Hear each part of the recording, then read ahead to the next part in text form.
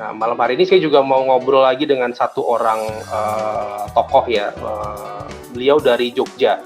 Mudah-mudahan sudah online ya pada malam hari ini. Beliau dikenal dengan nama Gus Yusuf, tapi nama asli beliau adalah Dr. Andes Edi Yusuf Nur, Sarjana Sosial, MM, MSI, MBA. Selamat malam, Gus Yusuf. Selamat malam. Assalamualaikum, Gus. Assalamualaikum warahmatullahi. Bapak Ibu teman-teman, sedikit perkenalan tentang Gus Yusuf ini. Beliau ini adalah saat ini pengasuh Pondok Pesantren Tahfiz Quran Muldoma, sekaligus juga Ketua HIPMI Jogja ya. Benar ya, Gus ya? Senior, kan ketua udah lewat. Senior dulu. Oh, oke. Iya, baik-baik. Senior di HIPMI Jogja ya. Nah, Gus, saya mau ngobrol dikit nih. Pertama dari segi bisnisnya sendiri gitu ya. Apa yang membuat Gus Yusuf ini kok tertarik? Kan saya yakin Gus Yusuf juga sudah banyak kegiatan bisnis yang lain dan aktivitas lainnya, kok tertarik dengan Ciputra Entrepreneurs Club ini. Apa sih yang membuat Anda tertarik? Ya, yang pertama ngajak sebagai donasi itu juga merupakan hal yang menarik ya. Jadi kita ngajak untuk sedekah.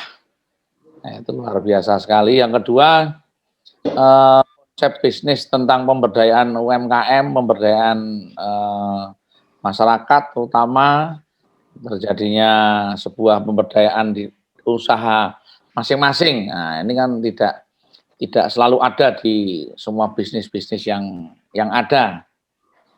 Dan yang ketiga ya bisnisnya simple, kita memang peruntukan nabung nantinya untuk sesuatu saat membutuhkan itu kan perlu persiapan. Nah, artinya misalnya kita nabung untuk persiapan umroh atau mungkin persiapan anaknya kuliah atau mungkin persiapan untuk modal kerja atau mungkin persiapan bangun rumah dan sebagainya. Memang sesuatu yang harus dipaksa itu nggak mudah ya.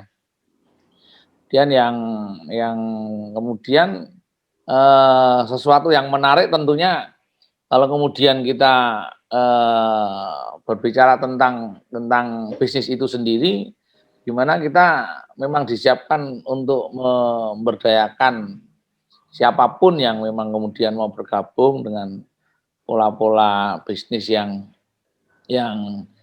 jelas, terutama yang signifikan dan ya masuk akal.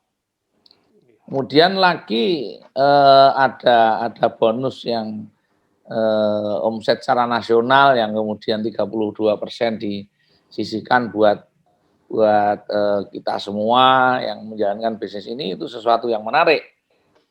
Artinya di sini kalau memang kemudian kita mau untuk berusaha, saya yakin kita pasti bisa meraih impian dan kesuksesan yang kita impikan. Kira mungkin itu yang utama mendasari kita untuk gabung di bisnis ini. Ya tentunya persaudaraan ya ukhuwah Watoniyah, ukhuwah Islamiyah sama Muslim di sini juga campur sama bangsa dari berbagai latar agama, suku, ras. Ini bagi saya juga tetap hal menarik ya.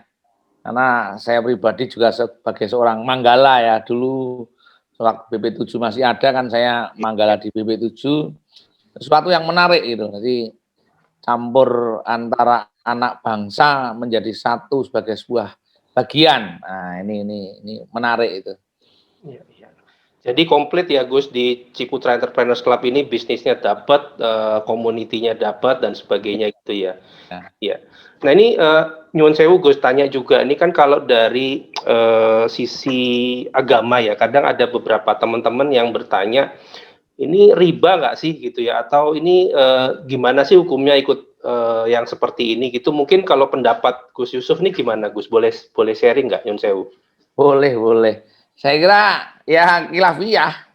khilafiyah dalam agama kita itu perbedaan pendapat yang memang masing-masing mempunyai dasar dan argumentasi yang jelas, mempunyai hukum yang dipakai. Jadi kalau sudah khilafiyah kita mau mengikuti boleh apa tidak ya tinggal kepada kita, konsekuensi kita aja. Kalau saya melihat bahwa bisnis ini riba itu pada prinsipnya kan salah satu terzalimi. Jadi kita utang, nah rentenir bunga sebulan 5%, 10%.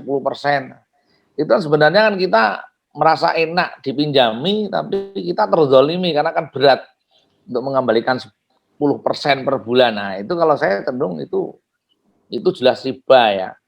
Tapi kalau kemudian riba dalam pengertian yang masih kabur ya, saya kira kembali pada niat juga, inama amalu biniat, kembali pada konsep bisnis itu sendiri, manfaat dan mudorotnya bagaimana. Saya melihat lebih banyak manfaat dibanding mudorotnya, kenapa tidak?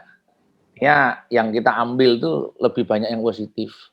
Kalau kemudian orang mendasarkan riba yang bagaimana? Kalau bicara riba, orang yang bicara tentang riba itu uang kertas juga riba. Tentunya dia harus konsekuen dong kalau menganggap ini riba ya jangan pakai uang kertas.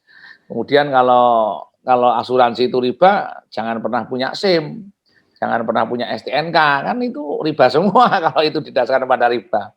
Nah kalau saya mendasarkan ayat Al-Quran aja yang juga kita pakai, wa atiullah wa atiur rasul wa ulil amri minkum, kita taat pada Allah, kita harus taat pada Rasul, dan juga wajib taat pada pemerintah yang sah. Pemerintah yang sah kan pemerintah saat ini yang kita ikuti pemerintah sah, bagian-bagian terutama termasuk asuransi, bagian perbankan, semuanya sah, legalitas, sesuai ketentuan dari pemerintah, kenapa tidak?